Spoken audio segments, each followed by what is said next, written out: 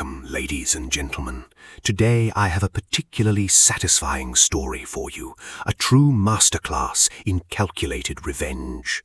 Before we open this case file, take a moment to like this video and subscribe to the channel. It is a simple click for you, but it ensures you won't miss any of our future stories. There are no external links or distractions today. Just sit back, get comfortable, and enjoy the presentation. Let's begin. My fiancé texted, "He has no idea. We're home free after Saturday. Love you," to what she thought was her lover's private thread. She sent it to the family group chat, the one where I was the admin. I didn't say a word to her. I didn't cancel the rehearsal dinner. I didn't confront her. I didn't warn her mother. I let every single person show up to the $45,000 event I had spent 8 months planning and funding. And then I stood up to give a toast, dropped the projector screen, and walked out the door while her mother was still screaming. Here is exactly how I did it, why it was completely legal, and why I have zero regrets. Okay, some context, because context matters. My name isn't important, but I'll tell you what you need to know. I'm 30 years old. I work in quantitative analysis for a mid-sized investment firm, and I have what my former therapist charitably called an unusually high tolerance for delayed gratification. What this means in practice is that I am extremely good at not reacting to things until I've had time to think them through. This trait has served me well professionally. It absolutely destroyed my fiancée's plans. Her name was Vanessa, 28, graphic designer, genuinely talented in her work and genuinely stunning in person, and genuinely comprehensively dishonest in ways I should have clocked earlier. We dated for 2 years. We got engaged 9 months before this story takes place. The engagement was what I thought was the natural next step for two people who were building something together. I thought a lot of things. Then there was her mother, Diane. I want to spend a second on Diane because she is the co-architect of everything that follows, and she deserves her full credit. Diane was the kind of woman who had decided at some point in her life that her daughter's success was an extension of her own, and that her daughter's partner should be evaluated primarily as a financial instrument. She was not subtle about this. Within 6 months of meeting me, she was commenting on my earning potential in contexts that didn't warrant it. She made jokes about my apartment, which was, for the record, a perfectly good apartment in a perfectly good neighborhood that carried just enough plausible deniability to be infuriating. She had once, memorably, referred to my family's lack of vacation property as charming in its way. She was 57 years old and had approximately $40,000 in personal debt spread across 3 credit cards and an outstanding loan she had taken against a car she no longer owned. I knew this because Vanessa had told me in the early months of our relationship, framing it as a vulnerability, as something she'd carried for years and was embarrassed about. I would later learn that this information had been shared strategically, not vulnerably, but I'm getting ahead of myself. The wedding was booked. The venue was booked. The rehearsal dinner, which I was paying for in full because I had offered and because Vanessa and Diane had accepted so quickly it should have told me something, was $45,000 at a private event space downtown with a tasting menu, an open bar, and, crucially, an AV system with a projector and a drop screen controlled from a laptop at the presenter's podium. I had asked about the AV system during the venue walkthrough. I had told the events coordinator I was thinking about doing a slideshow. I was not lying. The text came through on a Wednesday at 11:14 in the morning. I was at my desk. I had my phone face up because I was expecting a message from a colleague. I saw the notification come in for the family group chat. Vanessa, me, her mother, her aunt, her cousin, and 2 of her friends who'd been added for wedding coordination purposes. 8 people in the chat. The message read, "He has no idea. We're home free after Saturday. Love you." I stared at it for about 6 seconds. Then my phone buzzed again. Vanessa. "Oh my God, that was meant for my bad, lol. Wrong chat. Sorry guys, ignore that." Then 20 seconds later, a voice note from Diane in the chat. A laughing sound, dismissive, like it was genuinely no big deal. She said something like, "We all have those days," and moved on. 8 people received that text. 7 of them apparently believed the cover story. I am the 8th.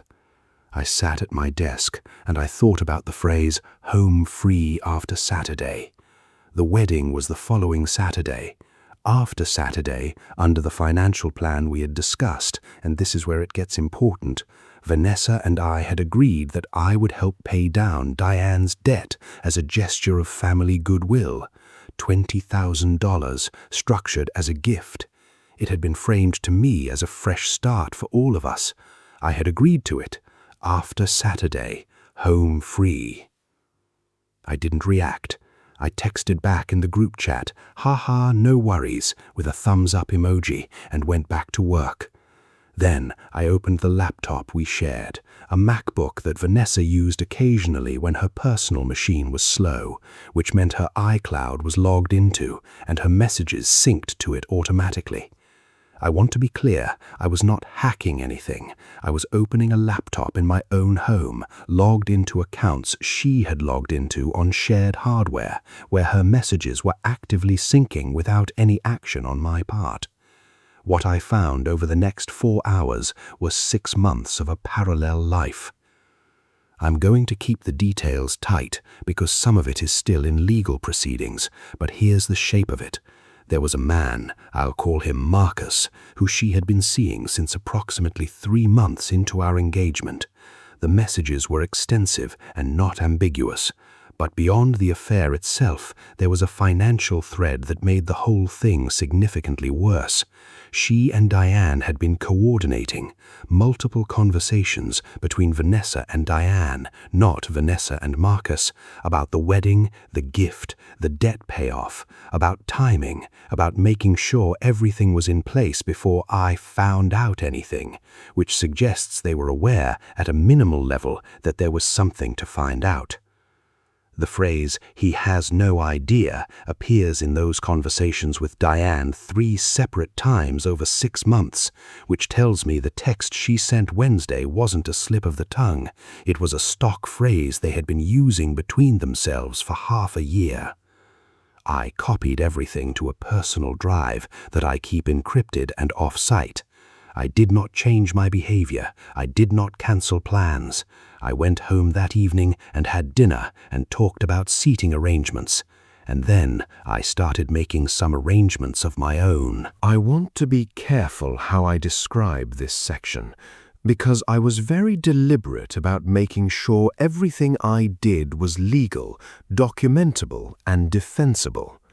I am not a lawyer, but I work in finance, and I understand contracts, and I had access to a lawyer within 24 hours of the discovery. I'll get to that. First, the venue contract. Here is the thing about the rehearsal dinner contract that Diane had with what I can only describe as a spectacular lack of foresight made relevant. During the planning process, Diane had wanted to have creative input over certain vendor decisions, flowers specifically. The florist I had contracted was not her preference. Rather than argue, she had proposed that she take over the floral portion of the event, which would require her name to be on that subcontract as the ordering party. I had agreed. At the time, it was easier. What this had created functionally was a document in which Diane's name appeared as a party responsible for a component of the rehearsal dinner's contracted services. After consulting with an attorney, who I will call David, who handles civil contracts and who I reached on Thursday morning, I learned something interesting about the venue's master contract, which listed me as the primary responsible party, but included language allowing for a contract assignment to another named party with the venue's consent. David reviewed the specific clause and the existing subcontract Diane had signed and told me that with the venue's written agreement, I could likely transfer primary financial responsibility to Diane as the new primary contracting party before the event occurred. I called the venue coordinator. I explained that due to a restructuring of the financial arrangements for the event, I needed to process a contract assignment. The coordinator was professional and helpful. Diane's name was already in their system from the floral arrangement. The assignment required Diane's signature, which, David explained, could be obtained through the existing paperwork she had already signed, which included a clause agreeing to full responsibility for any associated event costs related to the floral portion. I am going to be transparent. The legal leverage here was real, but not ironclad. What I was constructing was a situation in which Diane had signed documents making her responsible for costs she believed were covered by someone else. Whether a court would ultimately enforce it was not the point. The point was that the invoice was going to have her name on it, and she was going to receive it in a room full of people, and the combination of those facts was going to land a very specific way. David also answered the question I had asked about recording laws in our state. Two-party consent state, meaning I couldn't record conversations without disclosure, but I could absolutely display documents, emails, and photographs to anyone I wanted. Truth is an absolute defense in defamation claims, and the venue's projector was mine to use. I had it booked as the presenter. I built the presentation over 2 evenings. I am good with data visualization professionally, and it showed. I will describe it this way. It was structured like a case file, timeline down the left side, evidence categorized by type, hotel receipts with dates that corresponded to evenings Vanessa had told me she was elsewhere, screenshots of the relevant conversations between Diane and Vanessa with timestamps, a section specifically on the financial coordination, the discussions about the gift, the debt, the timing around Saturday. It was 22 slides. It was, without false modesty, extremely well designed. I also prepared the contract assignment documents, printed on venue letterhead that the coordinator had emailed me, with the updated billing showing Diane Caldwell as the responsible party for the full $45,000. I put everything in a folder. I went to the rehearsal dinner. The event space was beautiful. I'll give them that. The lighting was warm, the tasting menu was exceptional, the floral arrangements, Diane's contribution if you remember, were genuinely lovely. About 60 people attended, family on both sides, close friends, wedding party members. I was the picture of a happy groom-to-be. I shook hands, I accepted congratulations, I drank sparkling water while everyone else moved into the wine, because I wanted to be clear-headed for the toast. I watched Vanessa across the room, watching me the way someone watches a surface they're not sure is stable. She didn't know what I knew. She thought Wednesday was a close call. Diane gave a speech about 20 minutes in. I want to describe it to you because it was, in retrospect, almost cinematic in how perfectly it set up what came next. She spoke about what a wonderful wife Vanessa would be. She spoke about family and partnership and how she had always hoped her daughter would find someone who could give her the life she deserved. She looked at me at that last part. She smiled. It was the smile of a woman who thought she was at a celebration and didn't realize she was at a sentencing. Everyone applauded. I stood up. I said, "Diane, thank you. That was genuinely moving. I'd like to say a few words too, if that's okay." Everyone settled, glasses raised, the warm, expectant silence of a room full of people waiting for a toast. I walked to the podium. I opened the laptop. I said, "Before I get into the toast, I want to share a presentation I've been working on. It's kind of a slideshow, capturing our journey together. The AV team is going to drop the screen." The screen dropped. The first slide was just the title, white text on black, 6 months. I let it sit for 3 seconds while people figured out if this was cute or something else. Then I clicked forward. The timeline, the hotel receipts, the conversation screenshots. I didn't narrate. I didn't editorialize. I just clicked through the slides in silence and let the room read. The silence lasted about 45 seconds, which is a very long time in a room full of 60 people trying to process information they didn't expect to be processing. Vanessa stood up first. She said my name. I kept clicking. Marcus, who had been seated near the back, yes, he had been invited as Vanessa's colleague, stood up and moved toward the exit. 2 of the groomsmen who had been reading the slides and now doing the math stepped into the aisle, not threatening, just present. Diane said something. I don't remember exactly what, because by that point the noise level in the room had begun to build and individual voices were harder to track. Her face had done exactly what I expected it to do, which was the face of someone realizing very quickly that the position they believed they were in was not the position they were actually in. I got to slide 22. The last slide was not evidence. The last slide was a photograph of Vanessa and me from early in our relationship, one of those early photos where 2 people look genuinely happy because they are, and underneath it the text, "I deserved better. So did everyone in this room." I closed the laptop. I picked up the envelope. I walked to Diane. I said, "Diane, I want to make sure you have these." I handed her the contract assignment documents and the updated invoice. The venue has your name as the responsible party for tonight's event. The total is $45,240. They'll be following up this week. She looked at the papers. She looked at me. She started to say something. I said, "Thank you for coming." I walked out. I did not run. I did not rush.